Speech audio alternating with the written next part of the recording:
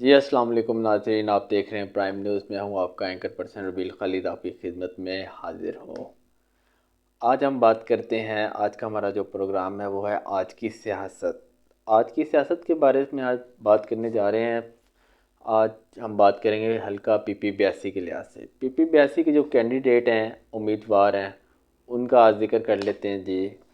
उनमें सबसे पहले मैं बात करना मलिक मोहम्मद आसिफ साहब, वो नून लीग के हैं, PMLN के हैं। उसके बाद अली रज़ा अल्ताफ़ साहब हैं, आज़ाद उम्मीदवार हैं। इसके बाद साजिद मंजूर साहब हैं, जमीयत उलमा इस्लाम के। डॉक्टर ज़ियाउल्लाह साहब हैं, जमात इस्लामी के। हमदा शहजाद अवान साहब हैं, आज़ाद उम्मीदवार। मसूद अनवर PTI के हैं। और जी ये कैंडिडेट थे जो हल्का पीपी 82 से खड़े हैं इलेक्शन के अंदर।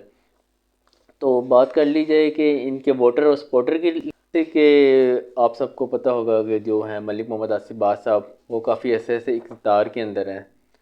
तो इनका तो काफ़ी सपोर्ट्स है और काफ़ी लोग इनको सपोर्ट कर रहे हैं। सोशल मीडिया पे भी आपने देखा होगा कि बहुत से लोग इनको सपोर्ट कर रहे हैं। और उसके बाद अली रज़ा अल्ताफ़ हुसैन, ये भी एक चमकता सितारा हैं हमारे शहर खुशाब की रौनक हैं। अगर अली रज़ा अल्ताफ़ हुसैन साहब के वालिद साहब की बात कर ली जाए, वो भी एक अच्छी शख्सियत गुज़रे हैं। अल्लाह ताला उनको जन्नत फिरदौस में आला मकाम अता फ़रमाए। अली रज़ा अल्ताफ़ हुसैन के वालिद साहब की बात करते हैं। जब पाकिस्तान बना था ना 14 अगस्त 1947 को, उस टाइम जो महाजरीन थे इंडिया से पाकिस्तान आए थे, उस टाइम उनके वालिद अली रज़ा अल्ताफ़ हुसैन के वालिद साहब ने बहुत सपोर्ट किया था महाजरों को ना। बहुत सी खिदमत सर अंजाम दी थी, उनको बहुत सपोर्ट किया था उस टाइम ना उन्होंने, जितने भी महाजरीन आए थे इंडिया से पाकिस्तान। तो इनके वालिद साहब की खिदमत देखी जाए तो वो बहुत अच्छी